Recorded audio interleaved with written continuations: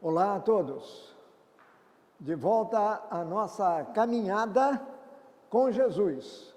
Diferentemente da última vez, agora com Jesus ressuscitado. Esse é o ponto definitivo para nós cristãos. E por isso, nós começamos a nossa reunião de hoje, em nome do Pai, do Filho, do Espírito Santo. Amém. E falando exatamente aquilo que os apóstolos disseram uns para os outros.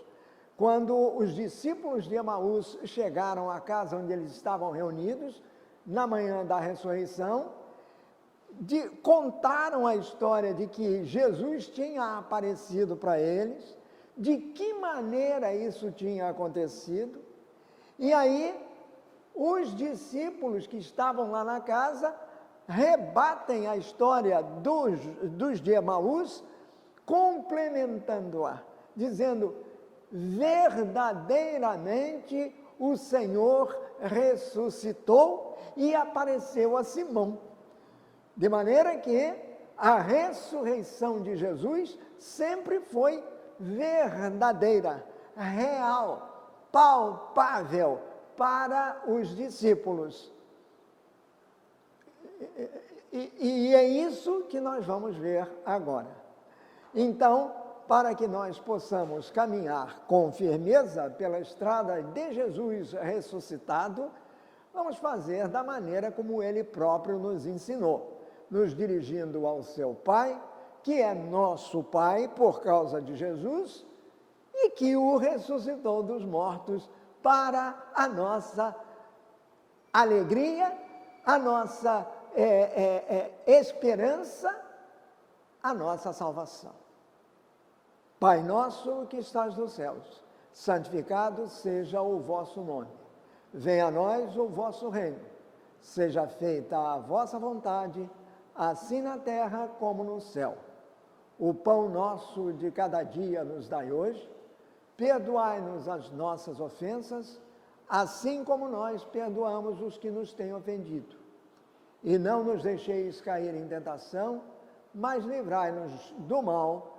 Amém. Que Nossa Senhora e São José nos ajudem nessa nossa caminhada de hoje.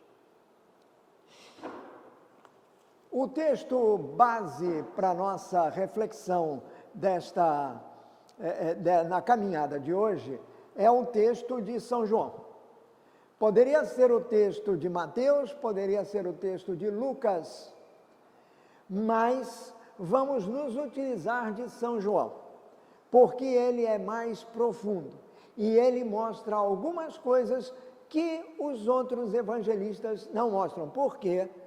Porque cada um tem a sua maneira de explicar o grande acontecimento, o extraordinário acontecimento, o misterioso acontecimento da ressurreição de Jesus. O capítulo básico de João é o capítulo 20. E, inicialmente, nós vamos fazer do número 1 ao número 10, quer dizer, versículo 1 ao versículo 10. O que aconteceu na manhã do domingo da ressurreição. E por que a gente sabe que é domingo? Porque São João começa da seguinte maneira: no domingo bem cedo,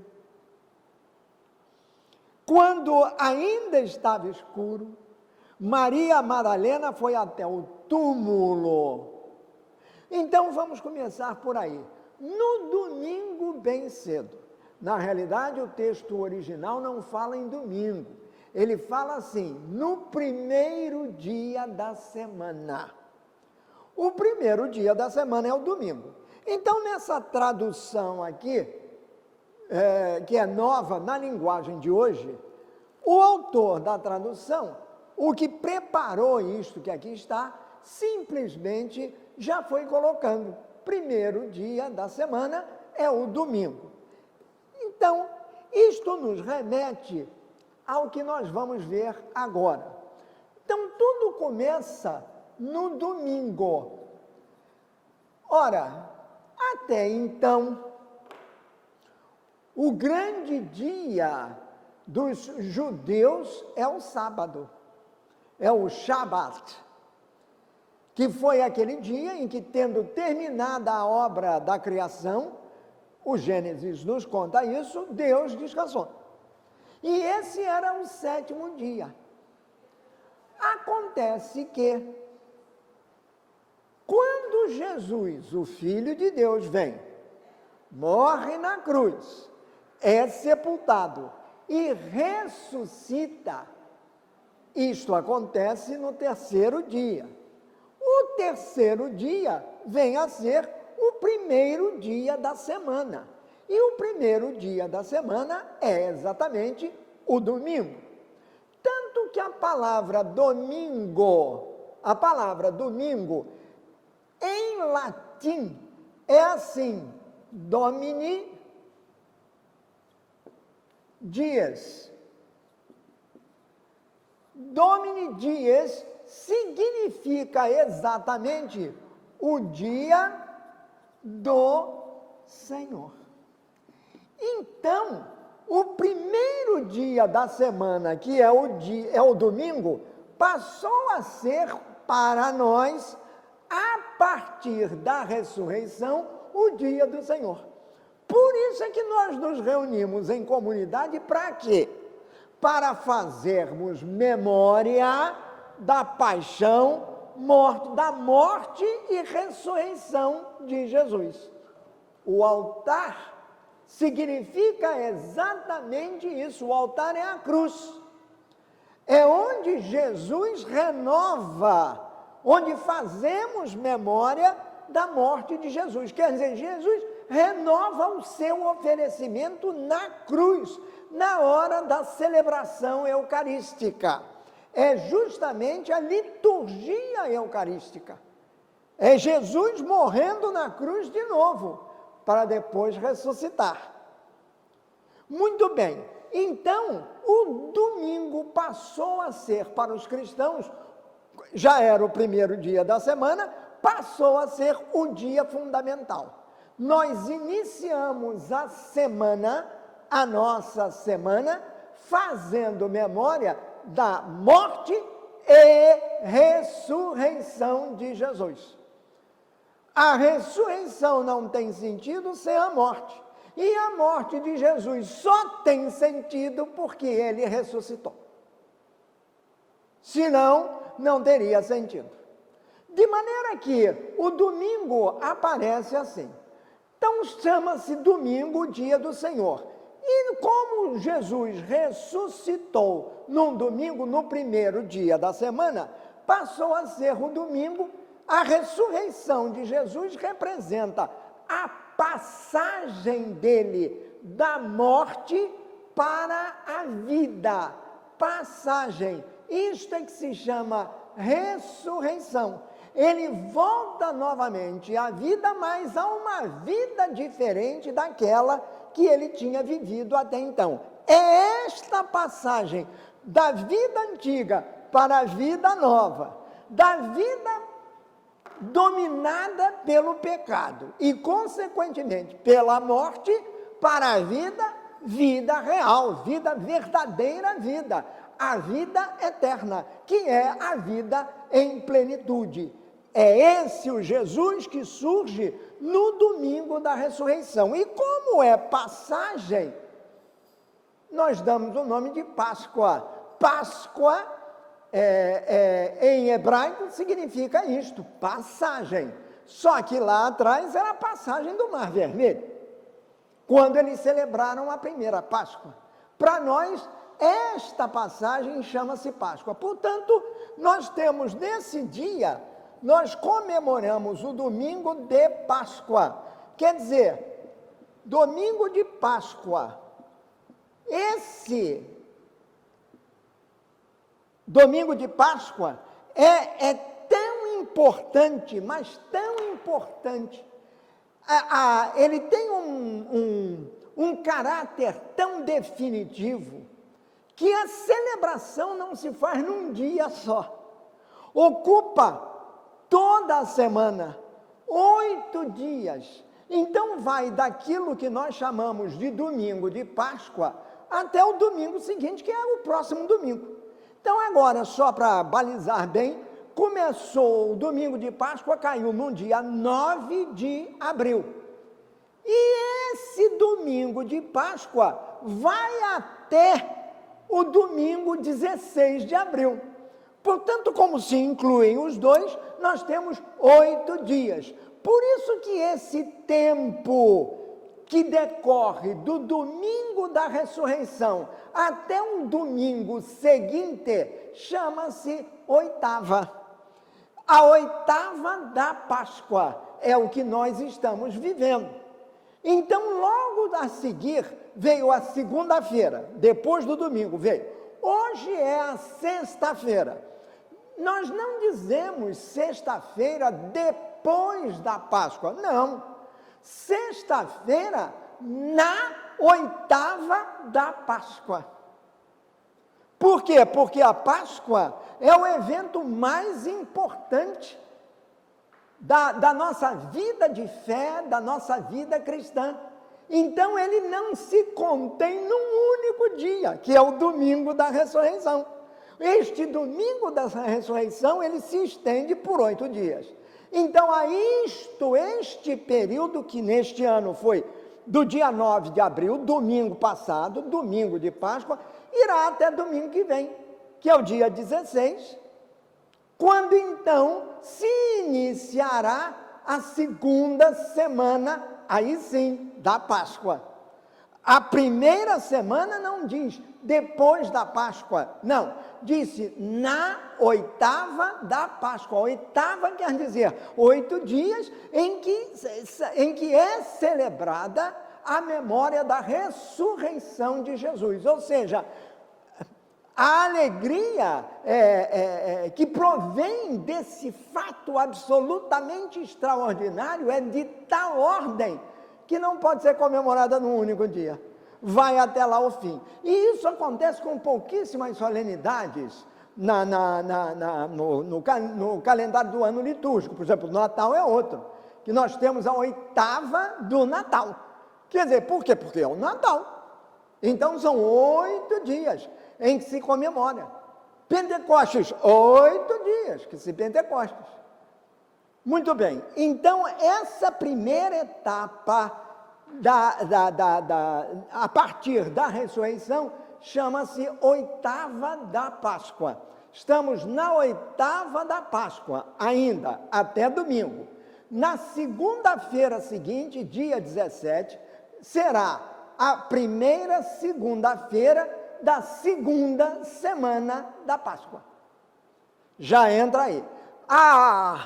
Há uns anos, o Papa São João Paulo II instituiu esse segundo domingo da Páscoa, que é o próximo, como o domingo da misericórdia.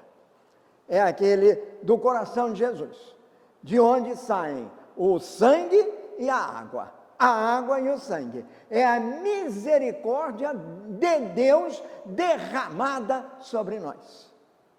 Logo a seguir, ao domingo da Páscoa.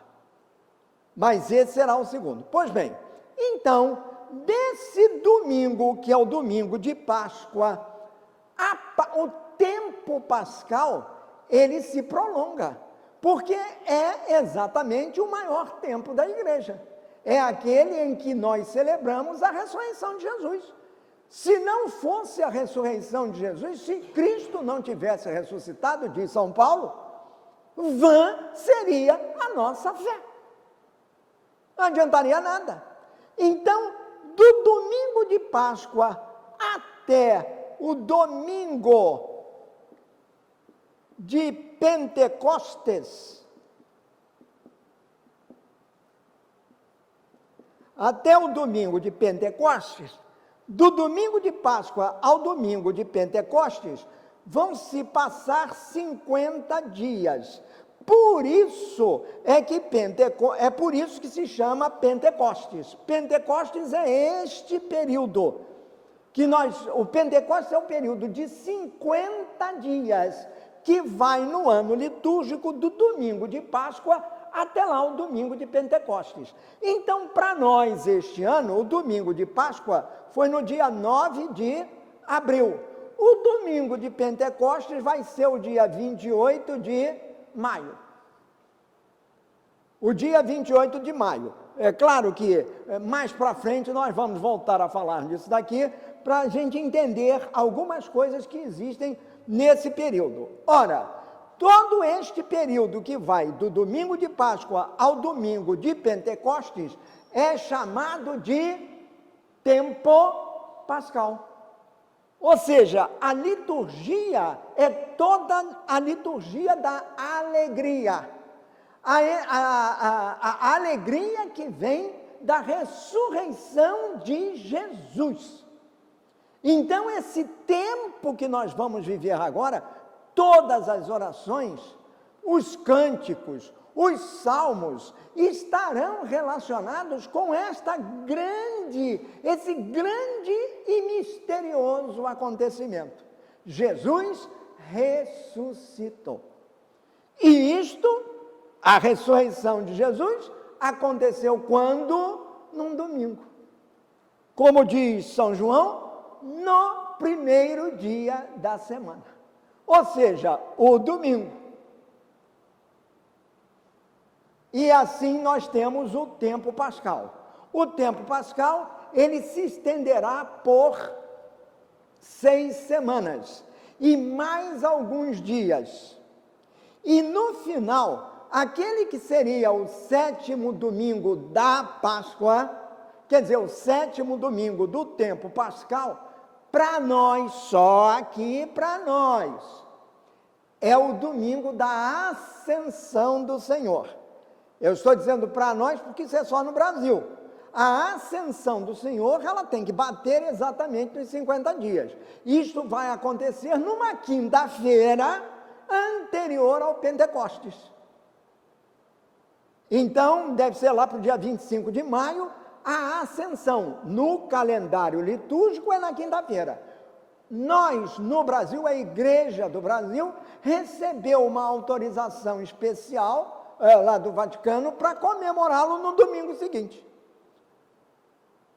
Enquanto nós estaremos comemorando a Ascensão de Jesus, que é uma solenidade, a Ascensão de Jesus no domingo seguinte, lá na Europa, por exemplo, ou em outras partes, estará sendo comemorado o quê? A 8ª da Ascensão.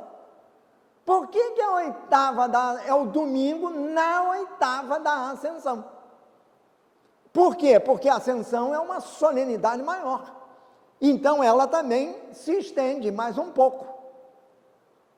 Então, ali vem a 8ª da Ascensão, que vai terminar quando? No domingo de Pentecostes.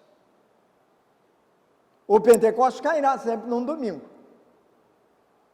A quinta-feira, quer dizer, da semana anterior, será da Ascensão. Mas aqui no Brasil, será o 7º domingo da Páscoa, a Ascensão do Senhor. Portanto, 28 menos 7 é 21 de maio. Isso será a comemoração da Ascensão do Senhor. Uma semana depois, o Pentecostes. E aí nós teremos fechado o ciclo pascal. E após o Pentecostes, lá muito antigamente, quando eu era criança, esse tempo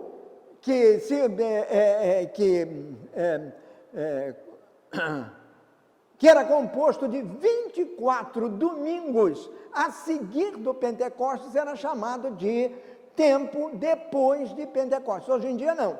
Hoje em dia é aquele tempo comum. Lembram-se? Nós começamos o tempo comum depois do batismo do Senhor. Foram uns tantos domingos, acho que 7 ou 8 este ano, e o resto até 34. Se foram 7, serão mais 27. Se foram 6, 28. E se foram 8, até 34, 24. 26, não é? 26 domingos até lá. Aí esses domingos seriam os domingos depois de Pentecostes. Só que a gente não dá esse nome, chama de tempo comum, que é o período em que nós meditamos a vida de Jesus na terra. Isto é, aquilo que ele fez no cumprimento da sua missão. E aí começa todo o ciclo de novo, que irá até o ano seguinte, na Páscoa da Ressurreição, passando por todas as solenidades anteriores. E assim nós vamos, como se fosse uma grande espiral, até o quê? Até a eternidade. Até que cheguemos à ressurreição plena que Jesus nos dará na eternidade. Por quê? Porque ele ressuscitou. Se ele não tivesse ressuscitado, a nossa fé não existiria. Estaria morta. Mas Jesus não tem nada a ver com a morte. Pelo contrário, matou a morte e fez a vida resplandecer. Verdadeiramente resplandecente é a vida, a partir da ressurreição de Jesus. Muito bem. Então, visto isto, o tempo pascal, o que nós vamos ver daqui para frente, passemos então a meditar sobre o que aconteceu naquele primeiro domingo, aquele domingo que é o domingo da ressurreição. O domingo em que Jesus simplesmente, Deus ressuscita Jesus, o Pai ressuscita o Filho dos mortos. No credo, nós dizemos que creio que Jesus desceu à mansão dos mortos. Nós não dizemos isto? Então, a nossa crença diz isso. Jesus morre e desce à mansão dos mortos. E ao terceiro dia, ressuscita dos mortos. Ele foi visitar os mortos para depois trazê-los consigo. Muito bem. Então vamos ao texto de São João, que é autoexplicativo, mas ainda assim vamos parar um pouquinho em algumas considerações. Então, retornando. Na manhã do primeiro dia, bem cedo, São João, no texto original, isso não está aqui, não, aqui está. Quando ainda estava escuro, e tudo em São João tem um sentido profundo. Quando João diz, quando ainda está escuro, é por quê? Porque lá atrás, no início do seu evangelho, capítulo 1, versículos do número 1 ao número 18, ele vai dizer que a luz se fez para os filhos de Deus, mas os filhos de Deus não aceitaram a luz, recusaram a luz, preferiram o quê? As trevas. Então aqui voltam as trevas. Por quê? Porque Jesus morreu. Jesus, que é a luz, lembra-se que ele disse, eu sou a luz do mundo? E disse mais, eu sou a luz do mundo, mas como vocês estão comigo, eu levo vocês comigo, vocês são a luz do mundo. Ele diz isso para a gente. Vocês são a luz do mundo. Nós temos que ter isso bem vivo na nossa mente e no nosso coração. Nós não nascemos para viver uma vida opaca. Não nascemos para sermos cobertos por para ficarmos dentro de uma caixa escondidos. Não, é preciso que nós irradiemos a nossa luz, que é a luz de Deus, em nós, pelo mundo. Então, Jesus é a luz do mundo. A luz veio ao mundo e o mundo não o recebeu. É verdade? O mundo não o recebeu. O mundo, pelo contrário, preferiu a treva, preferiu Barrabás e preferiu mandar Jesus para a cruz. O mundo não recebeu. Então, como Jesus ainda, para todos os efeitos, está morto, aí o que acontece? Quer dizer, morreu na cruz, foi sepultado, de manhã cedinho, quando ainda está escuro, ou seja, a luz brilhante da fé, porque a luz vem da fé, ainda não iluminava a pessoa de Maria Madalena, ainda não iluminava. Não iluminava realmente, verdadeiramente. Então João está dizendo isso de todo mundo. Quer dizer, o mundo vivia nas trevas, porque a luz do mundo tinha sido apagada. E fora apagada pela morte, e morte de cruz. Por enquanto, neste início aqui, nós estamos no domínio da morte, no domínio das trevas. Então, por isso era bem cedo. Um outro evangelista, Marcos ou Lucas, vai dizer assim, o sol ainda não tinha aparecido. Muda o texto. Não muda o texto no seu significado. Ele continua dizendo a mesma coisa, só que dá uma esperança. O sol ainda não tinha aparecido, mas vai aparecer. Perceberam essas distinções? Agora, João está escrevendo no capítulo 20 como que uma explicação daquilo que ele disse lá no capítulo 1. É por isso que nós temos que entender as palavras de São João claramente, porque todas elas têm um sentido profundo.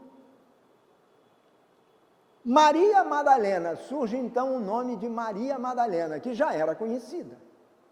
Ela era uma discípula de Jesus, acompanhava Jesus e era apegadíssima a ele, porque ele a tinha libertado do pecado.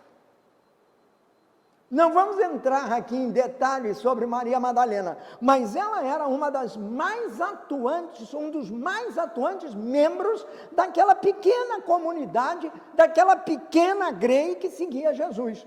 Não havia só os homens, não. Havia mulheres também. E Maria Madalena era de todas, salvo evidentemente Nossa Senhora, que é a outra Maria, mas Nossa Senhora é sempre colocada de lado porque ela está num lugar diferente. Então a presença de Maria Santíssima tem que ser subentendida em todos os textos. Aqui fala-se da Maria Madalena, aquela que ia ao lado de Jesus, como no outro dia nós ouvimos, Marta, a outra Maria, as irmãs de Lázaro, também acompanhavam Jesus. E assim vão, havia um monte delas que acompanhavam Jesus. Muito bem, então aqui, Maria Madalena foi até o túmulo e viu que a pedra que tapava a entrada tinha sido removida. Como era possível uma coisa dessas? A pedra era gigantesca, era uma pedra circular, e era muito difícil empurrar, isso já fazia 3 dias da morte de Jesus. Então era impossível, para os judeus isso tem importância, porque significava que realmente estava morto. Então, mas a pedra que era pesadíssima, tinha que ser removida. E é preciso entender que esse túmulo, não vou entrar em maiores explicações, ele se divide em 2 compartimentos. O primeiro compartimento é uma espécie de vestíbulo, ao qual se entrava por uma abertura na rocha baixa. A pessoa tinha que se abaixar para poder entrar ali naquele lugar. Só depois é que se abria a câmara mortuária.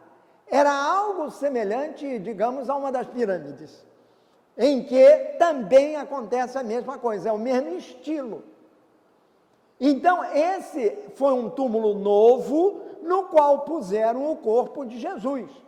Mas para chegar-se ao corpo, era preciso passar por um pequeno vestíbulo, que era a porta de entrada. Então, entra-se aqui e mais adiante está lá a pedra, a laje, onde foi depositado o corpo de Jesus.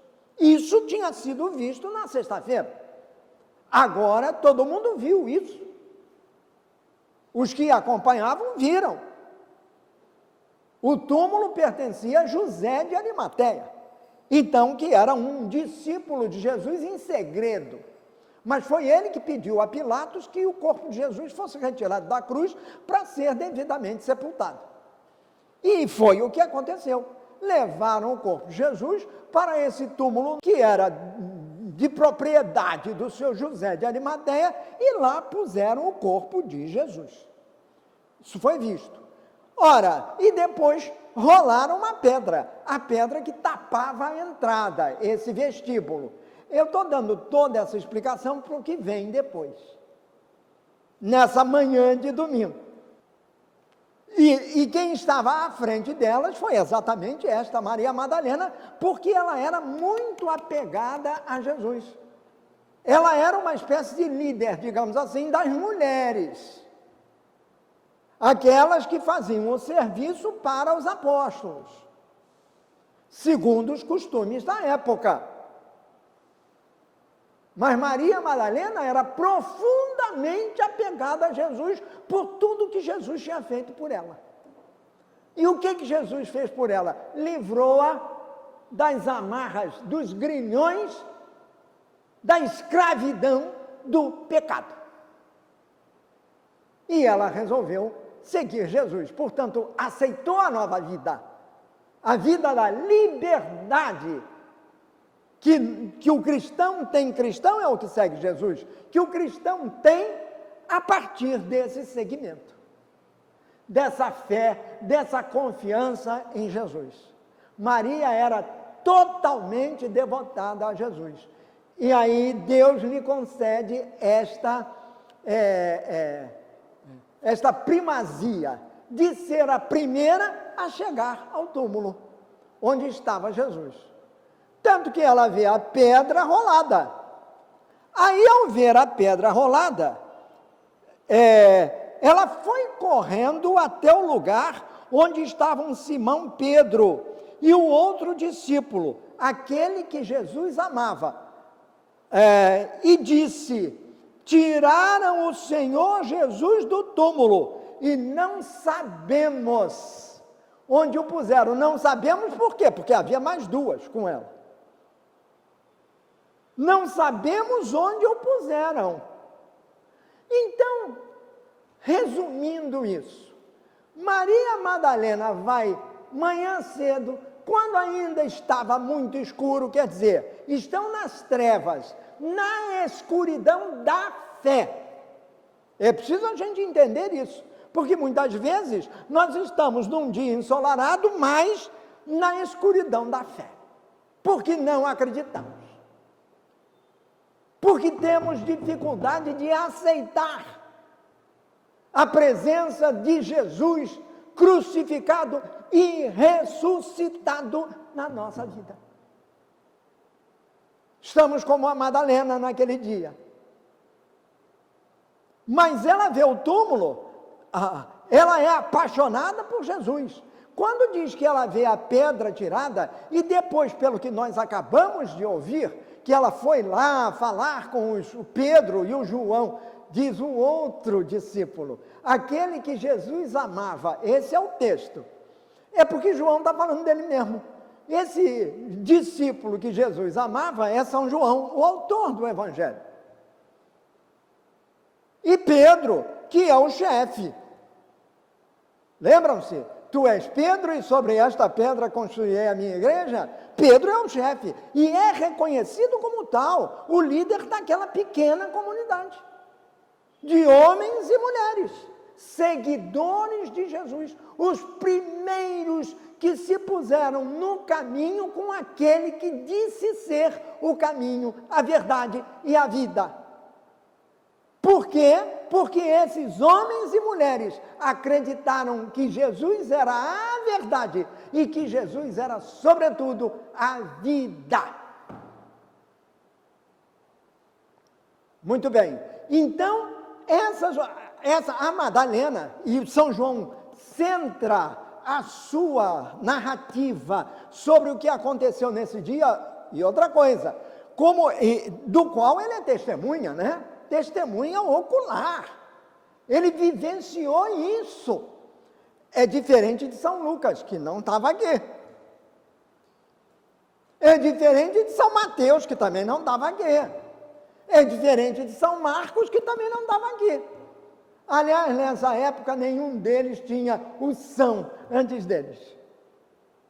Até pelo contrário. Estavam todos lá escondidinhos. Mas as mulheres estavam lá na frente. As mulheres estavam lá na frente. E a primeira delas é Madalena. Bom, então no texto de João, Madalena vai e volta. Quando ela chegou, ela olhou para dentro do túmulo, ela não entrou. Mas quando ela vê que a pedra foi retirada, ela deduziu, com o túmulo aberto, uma pedra que precisava de um elefante para empurrar, ela deduziu que tinham surrupiado o corpo de Jesus. Tinham levado Jesus para algum lado e ela, apaixonada por Jesus, ela não podia aceitar uma coisa dessa, ficou desesperada e saiu correndo para contar a história para quem? Justamente para aqueles 2 discípulos que eram os mais chegados a Jesus, sendo que um deles, Pedro, era reconhecido por todos como chefe, porque todo mundo ouviu Jesus dizer que era ele, a pedra sobre a qual Jesus iria construir a sua igreja. E João, todo mundo sabia que era muito ligado a Jesus, tanto que na ceia foi aquele que deitou a cabecinha no peito de Jesus, era o que sentava do lado de Jesus, à mesa, que não era mesa, mas sentava ao lado de Jesus. Então ele era o mais chegado, e era também o mais jovem deles. Esse é um outro aspecto importante. Ele era o mais jovem de todos.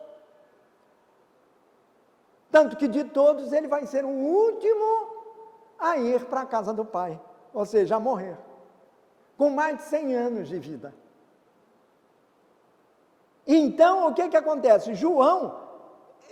Madalena vai aos 2, quer dizer, reconhece nos 2 uma precedência sobre os demais. Pedro, por óbvio, apesar de Pedro ter negado Jesus. Apesar disso, não é? Ele tem a precedência sobre todos. Aí vão lá e ela diz aos 2, pois bem, tiraram o Senhor Jesus do túmulo e não sabemos onde o puseram. Tiraram o Senhor Jesus do túmulo e não sabemos onde o puseram. Nós poderíamos ficar aqui meses falando só deste versículo. Mas como o tempo urge, vamos em frente. Então Pedro, preste atenção, Pedro e o outro discípulo foram até o túmulo. Você está ouvindo bem isto aqui? Você está percebendo isto aqui? Então, uma dica. Você já percebeu que na leitura desse texto, a palavra túmulo aparece a toda hora? Bom, correram para o túmulo. Os 2 saíram correndo juntos. Estavam lá na casa. O túmulo não ficava muito distante de onde eles se reuniam. Então os 2 saíram correndo juntos. Mas o outro é o discípulo que Jesus amava. Correu mais depressa do que Pedro. Então nós sabemos quem é. Então nós temos Pedro e João. Como eles saíram correndo para o túmulo para verificar aquilo que Madalena lhes tinha dito, o discípulo mais jovem correu mais rápido do que o discípulo mais velho. Tem mais força. E chegou lá primeiro. Então a pergunta é essa: quem chegou primeiro ao túmulo? Madalena. A partir do anúncio de Madalena, Pedro e João correram para o túmulo. Correram os 2, saíram correndo juntos para ver o que era.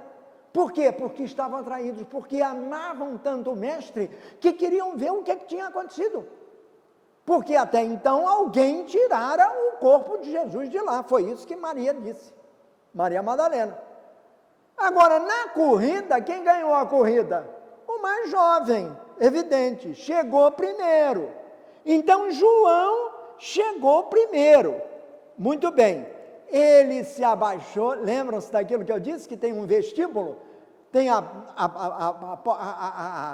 caverna, a rocha, onde foi esculpido, onde foi aberto o túmulo. A rocha, ela é uma pedra gigante. Então, para entrar, era preciso se abaixar. Então ele se abaixou para olhar lá dentro e viu os lençóis de linho, porém não entrou. Onde? No túmulo. Olha o túmulo aí de novo.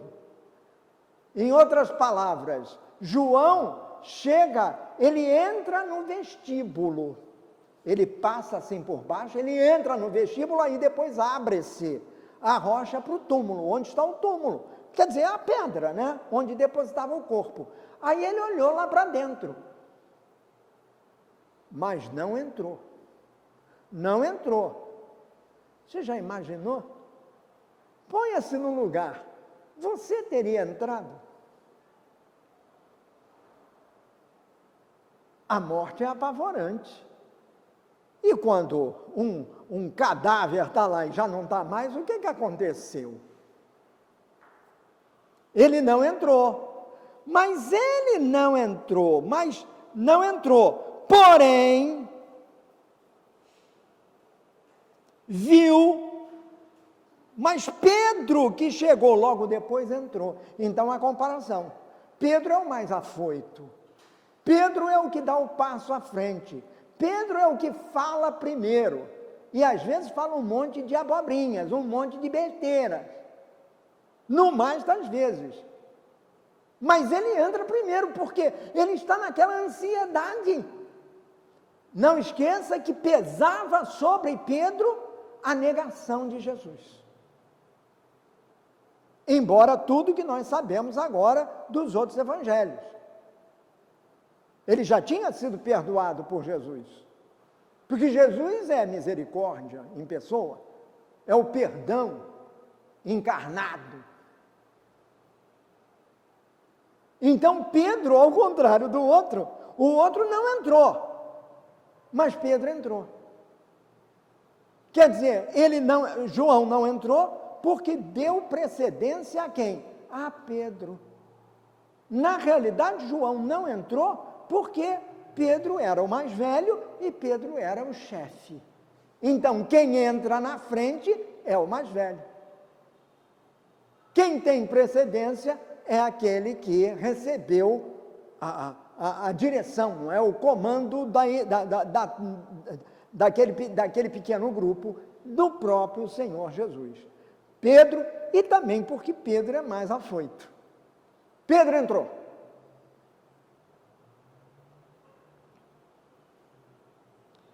Ele também viu os lençóis colocados ali, porque nós vimos que João tinha visto os lençóis que cobriam Jesus. Jesus tinha sido coberto por lençóis, e até o pano que estava no rosto dele, que era comum, era uma prática habitual, era do costume, o pano estava dobradinho, o lençol e o pano estavam dobradinhos. Então alguém fez aquilo. Mas quem é que fez aquilo? Então, obviamente, se tivessem roubado o corpo de Jesus, as pessoas não teriam tido o cuidado de dobrar os panos, teriam jogado para lá. Então viram que ali havia alguma coisa estranha. Pedro também viu os lençóis colocados ali e a faixa que tinham posto em volta da cabeça de Jesus. A faixa não estava junto com os lençóis, mas estava enrolada ali do lado. Vocês se lembram, só numa recordação, lá de trás, do primeiro capítulo de São Lucas, quando ele conta a história do nascimento de Jesus, o que ele diz? Que sua mãe o enrolou, quer dizer, enrolou o menino em faixas. Lembram-se disso que está lá no Evangelho de São Lucas? O menino foi enrolado em faixa. É hábito, era costume, mas já prenunciando o quê? Este momento. O enrolar em faixas de Jesus, era uma projeção para Jesus morto na sepultura, enrolado em panos. Os panos estavam desenrolados e aquele pano que cobria o rosto de Jesus estava dobradinho num outro lado. Alguém fez aquilo.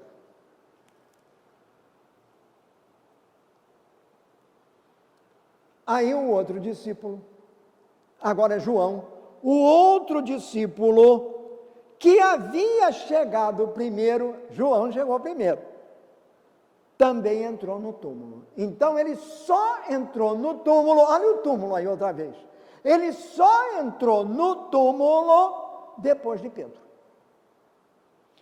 Só que ele viu, e diz o texto, e acreditou. Ele viu e acreditou. Essa é a grande diferença. Ele viu. O que ele viu? Não viu nada. Ele não viu ninguém. Ele viu o pano, os panos, colocados lá, dispostos na pedra. Um pano aqui e o outro lá. Isso ele viu. Só que Pedro viu e ficou estupefato. Não teve reação nenhuma. Ele só viu aquilo. E continuou imaginando o que podia ter acontecido. Afinal, Madalena tem razão. Levaram o corpo. Aqui não tem corpo nenhum. Ele continuava com aquilo na cabeça. Mas João não. João viu e acreditou. Acreditou em quê? Acreditou que alguém tinha entrado lá, um guarda tinha entrado lá e levado o corpo de Jesus? Acreditou que o sumo sacerdote tinha ido lá e levado o corpo de Jesus? Ou será que a crença de João é algo mais profundo? A crença de João vem exatamente do interior dele, do seu coração, daquilo que ele diz. Daquilo que ele sente e que leva na sua vida. Ele sentiu o quê? Que o fez acreditar no ato. Então, João tem essa característica. Na realidade, o que ele viu foi nada, ou seja, ninguém. Mas ele não viu coisa alguma, mas acreditou. Ele não viu Jesus, mas acreditou.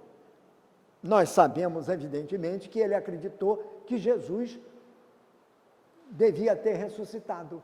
Deve ter se lembrado do que Jesus tinha dito.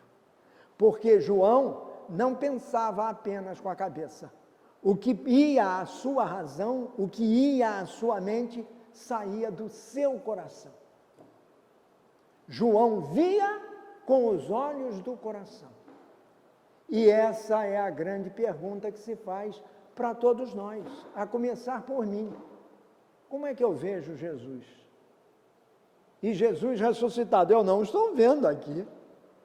Ele não está aqui materialmente falando. No entanto, ele está presente. Porque todos nós estamos juntos. Onde dois ou mais estiverem reunidos em meu nome, aí estarei. Eu não preciso vê-lo. Santo Agostinho é que vai nos ensinar. Crer para compreender. É isso que ele vai dizer. Crer para compreender. E compreendendo, a gente crê. Mas, em primeiro lugar, crer. Para então compreender. Não posso explicar. Não sei explicar. Mas creio. E por isso, na celebração litúrgica, eu rezo, eu proclamo, de viva voz, do fundo do coração, como deve ser, o credo, a minha profissão de fé. Creio em Deus Pai, creio em Jesus e creio no Espírito Santo. Essa é a base fundamental da nossa fé. A pergunta que nós devemos fazer aqui a nós próprios todo dia é esta: cremos de verdade? Como João acreditou? Não viu e acreditou. Se ele tivesse visto, a crença talvez teria sido mais forte, digamos assim, porque ele viu. Ou seja, psicologicamente teria sido mais forte, porque ele é um homem racional.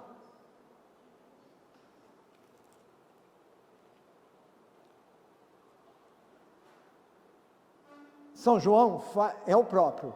Como ele está falando que ele está falando dele mesmo, ele bota num parênteses, abre-se um parênteses aqui e diz assim: eles, quer dizer, Pedro e João, ainda não tinham entendido as escrituras sagradas que dizem que era preciso que Jesus ressuscitasse dos mortos. Era preciso que Jesus ressuscitasse dos mortos. Que Jesus iria ressuscitar dos mortos.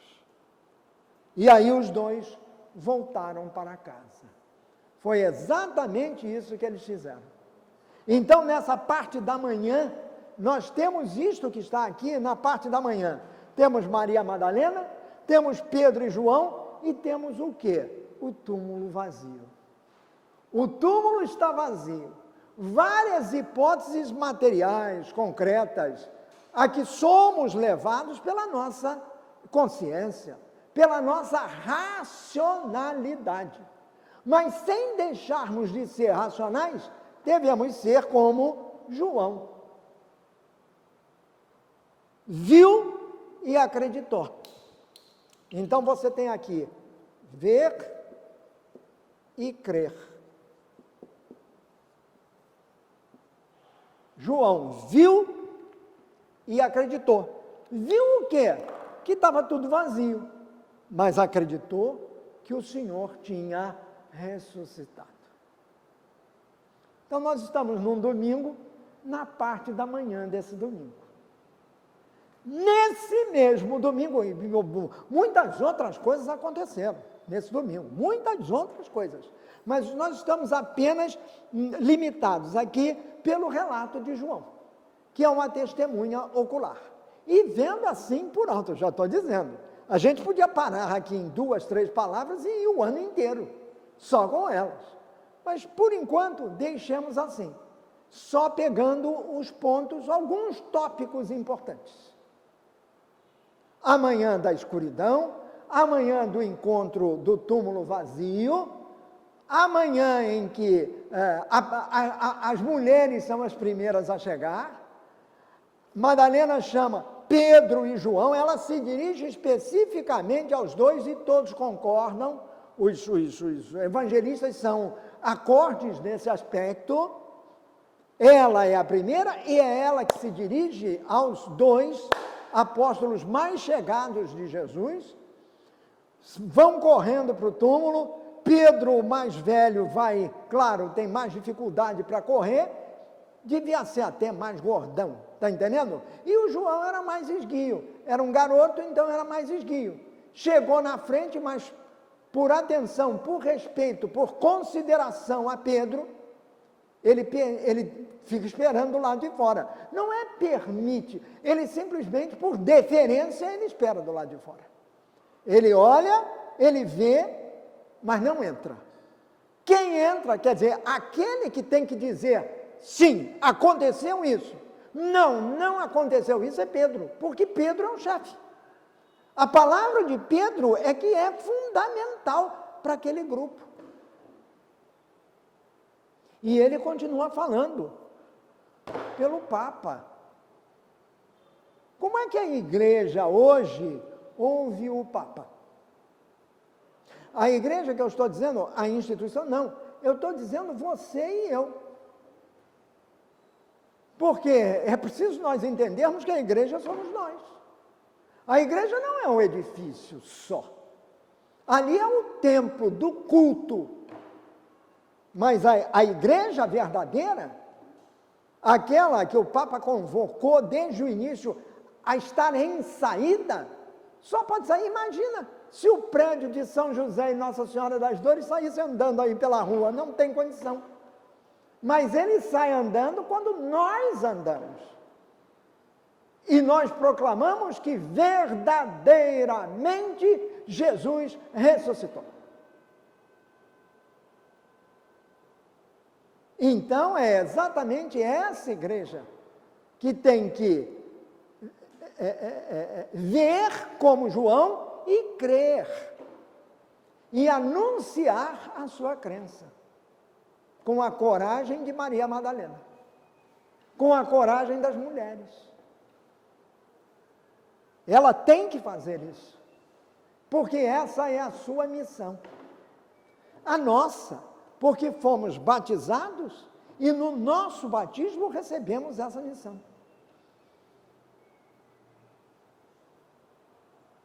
Se Jesus, repito, com São Paulo, né, não tivesse ressuscitado, vã seria a minha fé, vã seria a sua fé, vã seria a fé do Papa, vã seria a fé da igreja. A nossa fé é a fé de João. Eu não preciso necessariamente ver para crer. Ainda nesse dia, um dos discípulos não estará presente naquela reunião. É o seu Tomé. E ele vai duvidar do que os amigos dirão a ele. E ele vai botar uma dúvida. Se eu não vir o quê? As marcas dos cravos nas mãos, nos pés. Se eu não tocar na ferida de Jesus, na ferida do peito de Jesus, não acredito.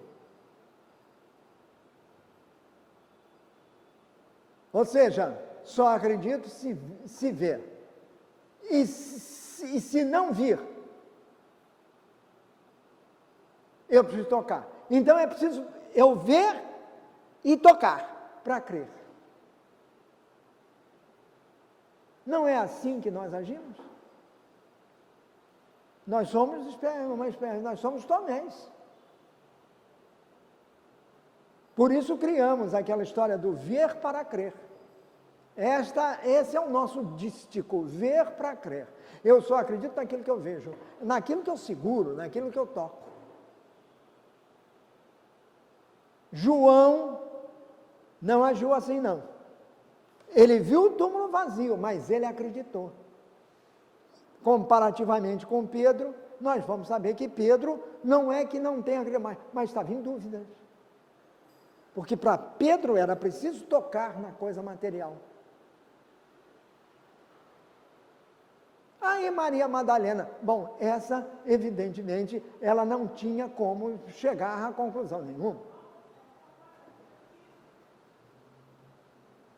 Muito bem. Passada a manhã, nós chegamos à tarde desse mesmo dia. E o texto continua sendo de São João, só que desta vez dos versículos 19 a 22. Capítulo 20, versículos 19 a 22. Muito bem. O que São João nos conta nessa história?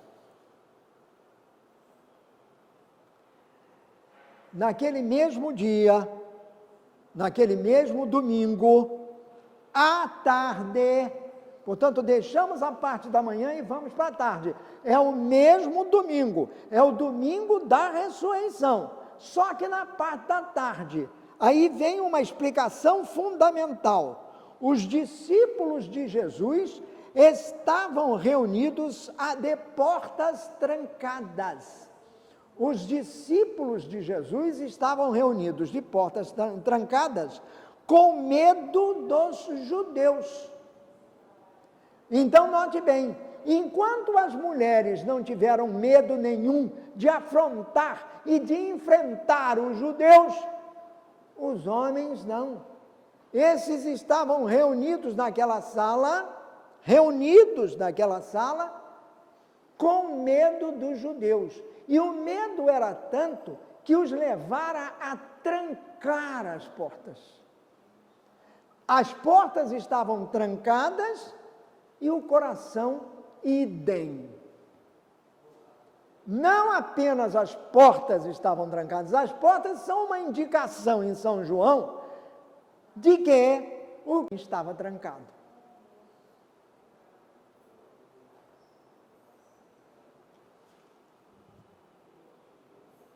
Então Jesus chegou e ficou no meio deles. Esse é o texto. Não, Jesus chegou, Jesus apareceu no meio deles.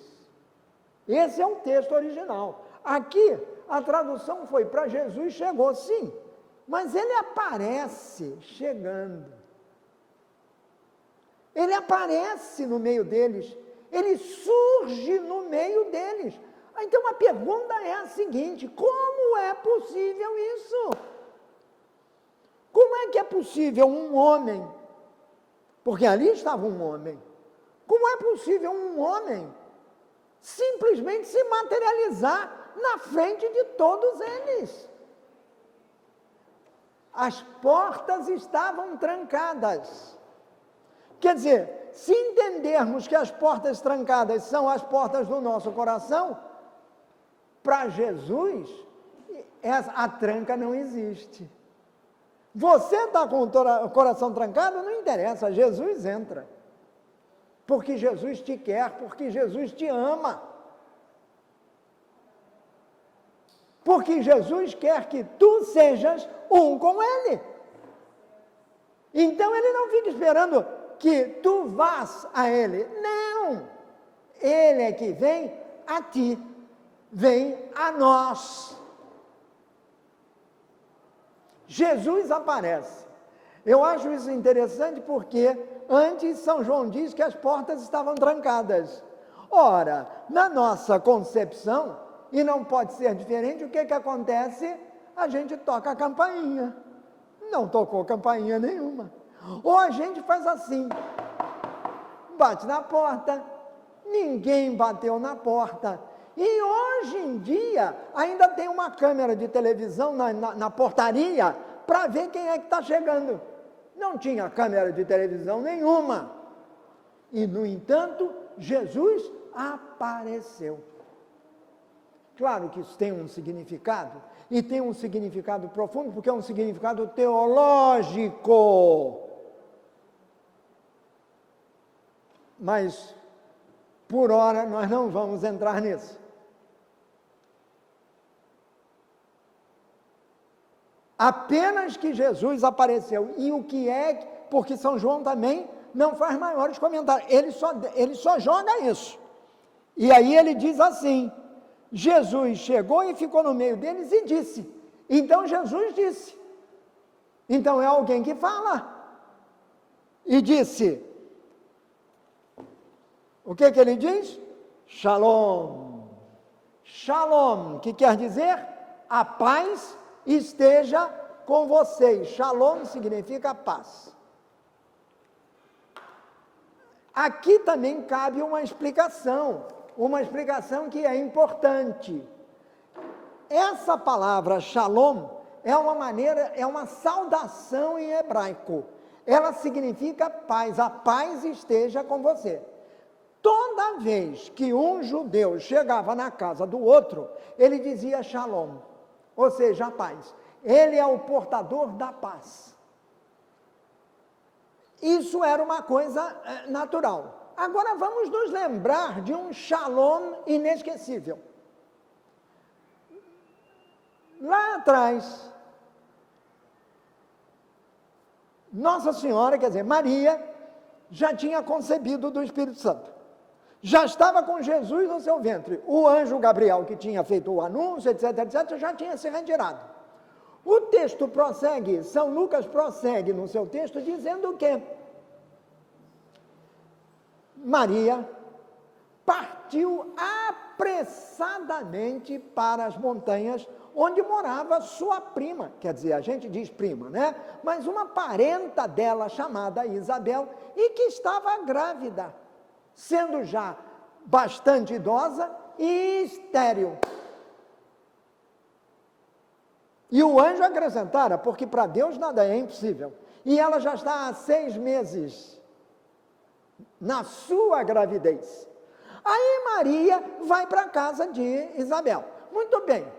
Quando ela chega à casa de Isabel, que ficavam uns 150 quilômetros de distância, não é um passinho daqui para ali, não, são 150 quilômetros de distância. Naquela ocasião, não é hoje, não tinha estrada. A estrada passava, tinha que subir as montanhas, e no lombo de um burro. Quando Maria chegou, o que foi que ela fez de saída? Ela entra em casa e saúda. Não viu ninguém. Ela entrou simplesmente na entrada, no pórtico da casa que está vazio, e ela fala aquilo que todo judeu falava, que era uma expressão de hospitalidade. Pede a hospitalidade, recebe a hospitalidade. E a palavra que eles enunciam é uma só: Shalom. Ou seja, a paz esteja nesta casa. Bastou Maria pronunciar a palavra Shalom, que significa a paz a esta casa, paz para vocês todos aqui, que Isabel aparece. Aparece para dizer: tão logo as tuas palavras foram ouvidas, o menino começou a se mexer em mim. E São Lucas é claro para dizer que Isabel estava plenificada do Espírito Santo. Então a palavra de Maria para nós nos plenifica do Espírito Santo, nos enche do Espírito Santo. E quando nós abrimos a boca para falar alguma coisa, uma vez que fomos plenificados pelo Espírito Santo, é Ele que diz o que nós temos para falar. É Deus conosco. Já que o Espírito Santo é Deus com Deus. Então Isabel, na hora que ela vê Maria, ela diz: bendita és tu entre as mulheres, todas as mulheres, porque bendito é o fruto do teu ventre. Como é que ela sabia disso?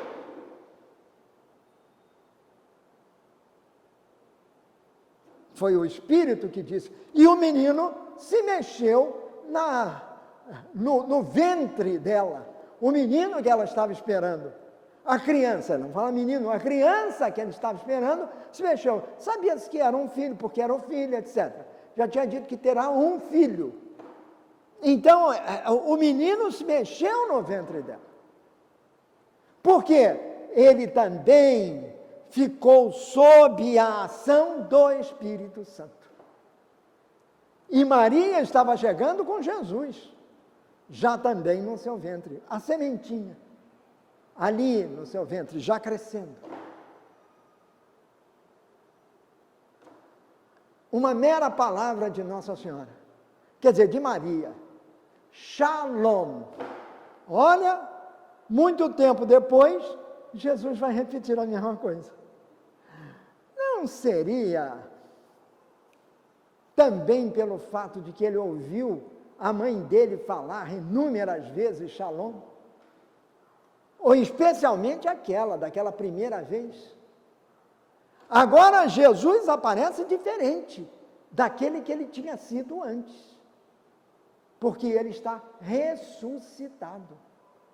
Ele é o mesmo Jesus, em carne e osso, como ele vai dizer, em carne e osso, mas ele é diferente. Ele é o mesmo, sendo ao mesmo tempo outro. Porque ele já vive na imensa majestade de Deus. Porque ele ressuscitou.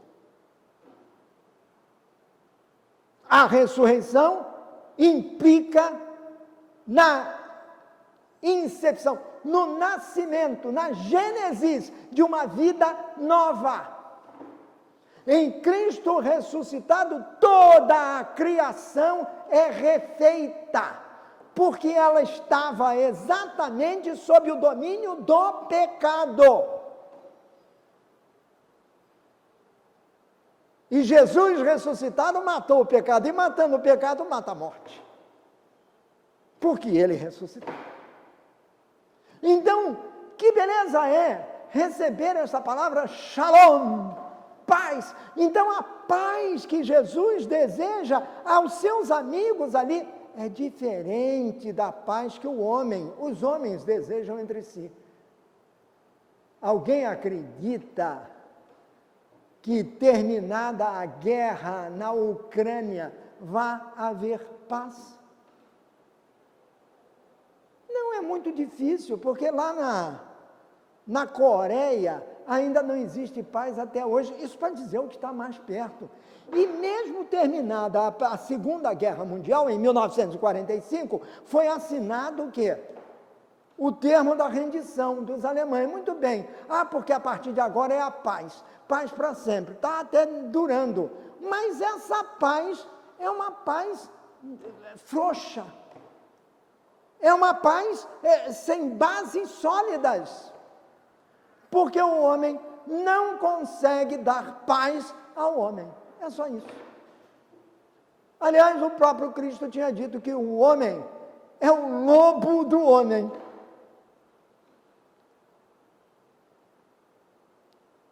Consequentemente, ele não consegue dar a paz, porque ele em si não vive em paz. Deixemo-nos penetrar por esta saudação de Jesus ressuscitado neste tempo pascal. Porque ele fala para a gente todo dia, shalom, shalom, shalom. Paz, paz, paz. Mas a paz que só eu posso dar. Aquela que não vem da boca, vem do fundo do coração, e no caso é o coração de Jesus. O anjo tinha dito a Maria, ele será chamado de príncipe da paz. Quer dizer, ele repete as palavras de Isaías, que antecipando a vinda do Messias, chamou-o de príncipe da paz. Esse é Jesus. A paz verdadeira só pode ser alcançada se nós tivermos em nós a paz shalônica de Jesus.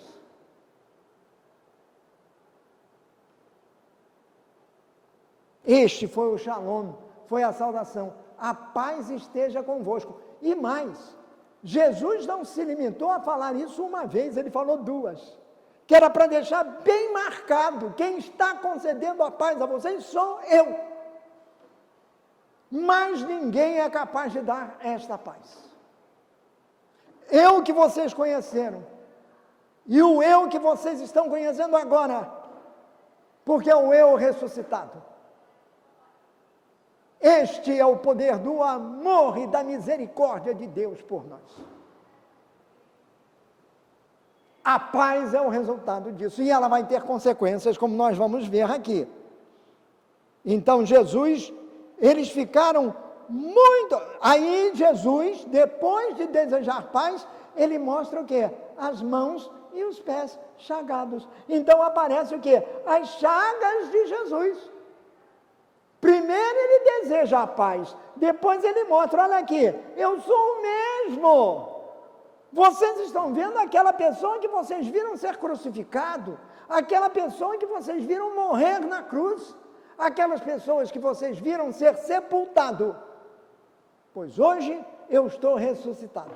O Pai me ressuscitou, para que eu viesse a vocês, e aí, pela primeira vez ressuscitado, a primeira coisa para desejar a vocês é a paz, a verdadeira paz, aquela que nasce do fundo do meu coração, aquela que pode, a única, capaz de aliviar todo o peso das angústias que vocês carregam. Só em mim vocês encontrarão a paz. A paz verdadeira não, a verdadeira paz. E sou eu mesmo. Eu não sou diferente daquele que vocês viram. Eu fui para a cruz como vocês me viram, homem como vocês. Eu volto da cruz, eu volto da morte, homem como vocês, mas transformado.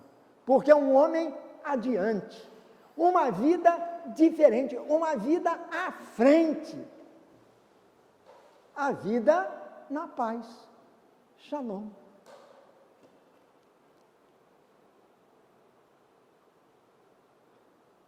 E os discípulos ficaram o quê?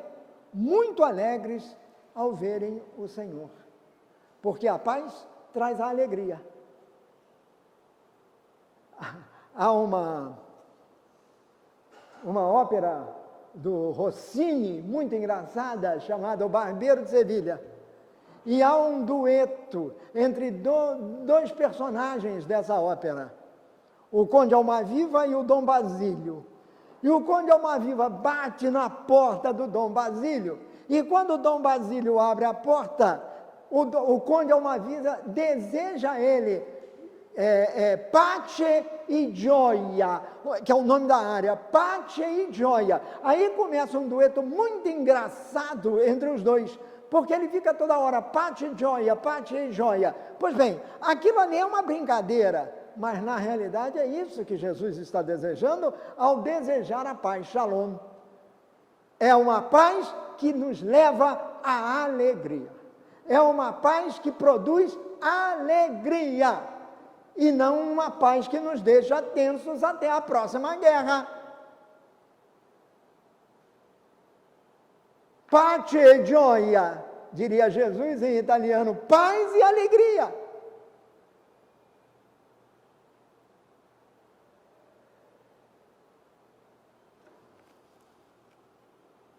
E aí ele repete, que a paz esteja com vocês.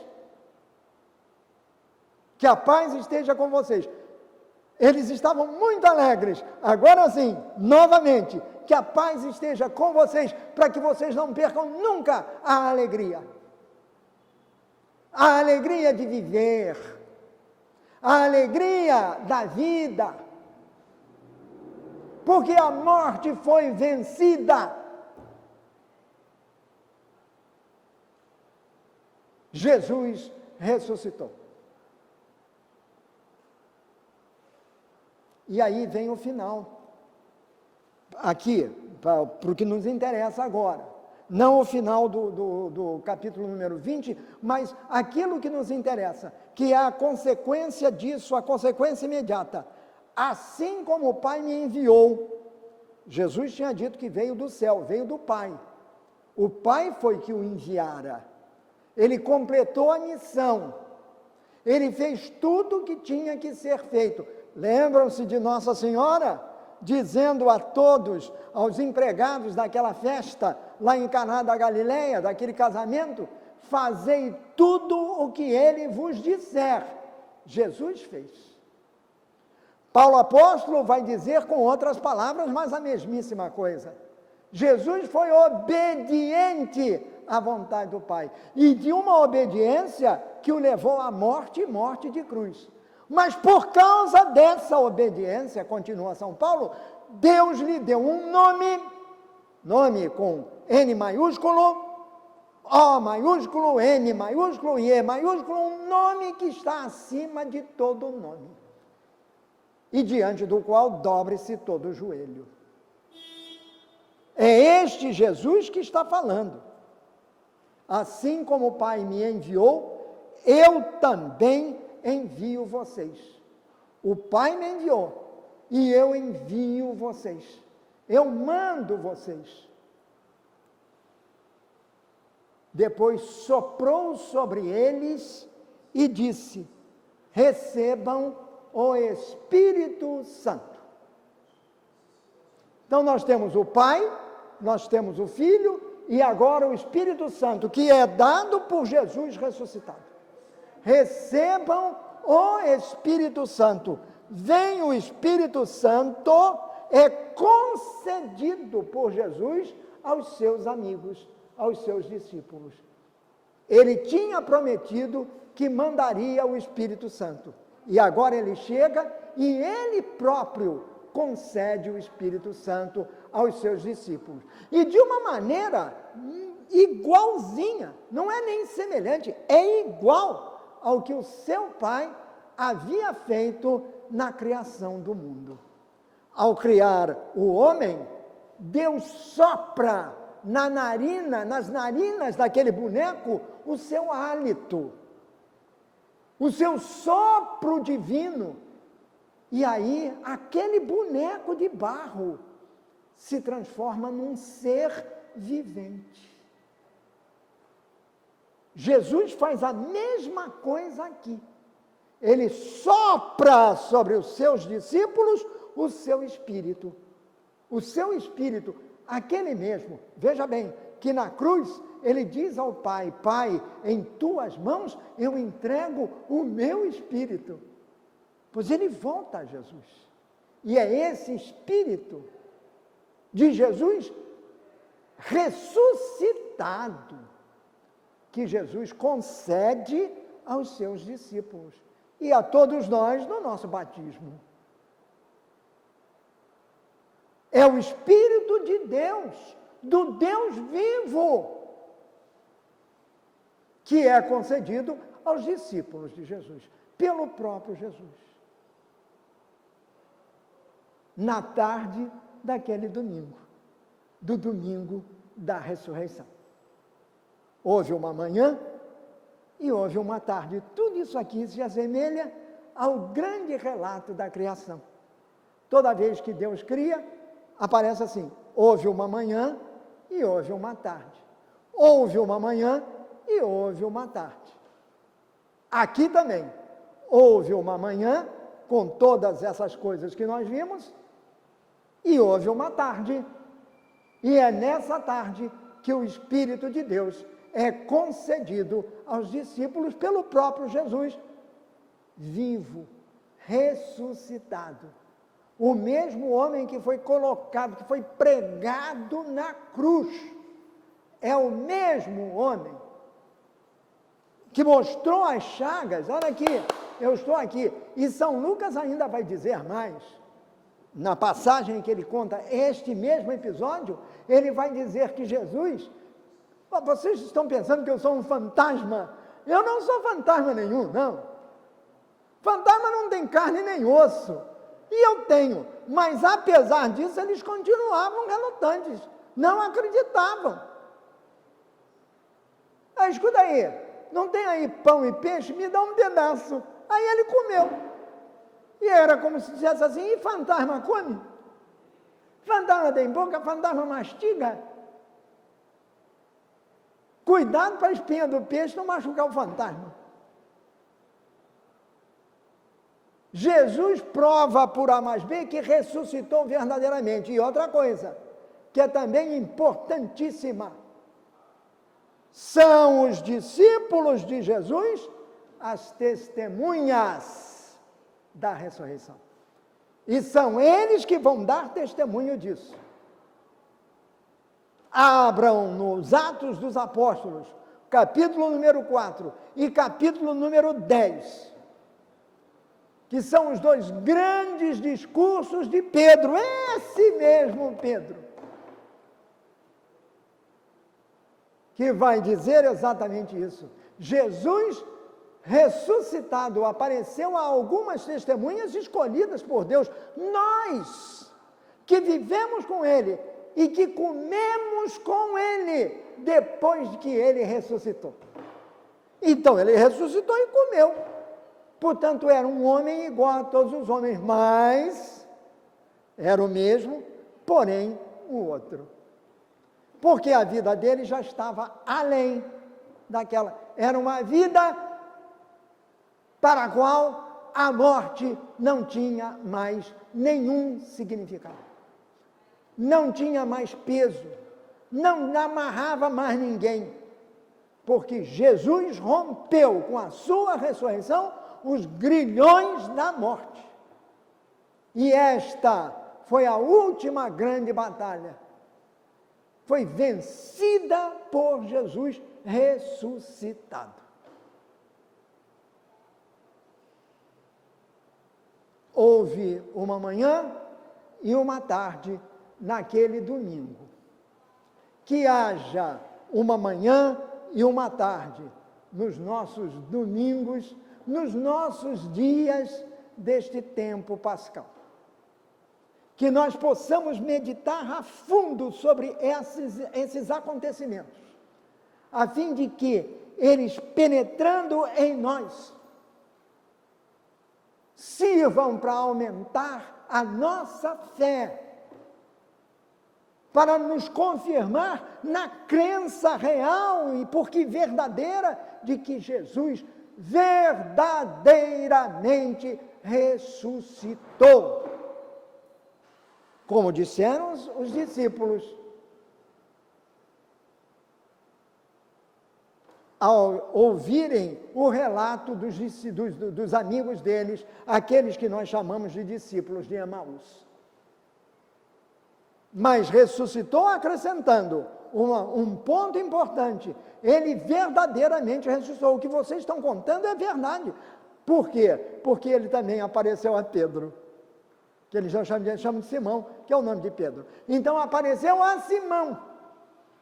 Ora, se apareceu a Simão, evidentemente, nós temos que crer. Porque já são vários dando o mesmo testemunho. E apareceu a Maria Madalena, que foi a primeira. Mas isso nós juntamos depois. Agora foi cada etapa a ser vencida. Esse é o sentido da ressurreição de Jesus. Um início apenas, mas a verdadeira ressurreição é aquela que nós experimentamos em nós a cada dia da nossa existência. Se verdadeiramente acreditamos que Jesus ressuscitou, nós devemos ter sempre em mente o nosso batismo. Porque se no batismo nós somos sepultados com Jesus, não é? Mergulha na água, etc. Somos sepultados com Jesus, na sua ressurreição, nós somos vivificados pelo sangue de Jesus. E a morte não tem mais domínio sobre a gente, porque Jesus ressuscitou. Ah, mas a gente morre depois de um período de vida. Sim, mas morre para viver. Morre para a vida eterna. Morre para viver a verdadeira vida, que é aquela do Cristo ressuscitado. Continuaremos a ser quem somos, mas diferentes. Porque aí já não viveremos mais sob o domínio da morte. Jesus morreu uma vez para não morrer nunca mais. Não viveremos sob o domínio da morte, que é o que marca a nossa existência humana, a nossa existência real. Mas Jesus veio para pôr um ponto final nisso e nos levar de volta com Ele. Ora, se Jesus ressuscitou, então nós já ressuscitamos. Porque Ele levou para a morte nós, cada um de nós. Ele levou para a morte, levou com Ele. Cada homem foi levado pelo homem Jesus para a cruz. Ele foi crucificado na cruz junto conosco. Nele estávamos todos nós. Ora, Ele ressuscitou. Então, se Ele ressuscitou, nós ressuscitamos também. É preciso a gente crer e crer sempre. Que se Jesus ressuscitou, nós também já ressuscitamos. Porque levamos dentro de nós a semente da ressurreição do Cristo naquele domingo pela manhã. E se levamos a semente da ressurreição, nós já estamos ressuscitados. Só que viveremos a plenitude da ressurreição quando entrarmos na glória do Pai. porque esse é o nosso destino. Essa é a nossa esperança cristã. Essa é a nossa fé. A pergunta que se faz para você e principalmente para mim: como anda a tua fé na ressurreição? Vivamos, Pascal, na alegria dos discípulos, que vem da paz que Jesus nos traz. E a paz e a alegria são as consequências naturais da ressurreição de Jesus. Que possamos dizer nós também, a cada dia deste tempo pascal, possamos dizer do fundo do coração, com todas as veras da nossa alma e da nossa inteligência também: sim, verdadeiramente, Cristo ressuscitou. Sim, verdadeiramente, eu o levo no meu coração e por isso eu também já ressuscitei. Que Nossa Senhora e São José nos ajudem a viver a nossa ressurreição, a viver intensamente a Páscoa na ressurreição de Jesus. Até a próxima.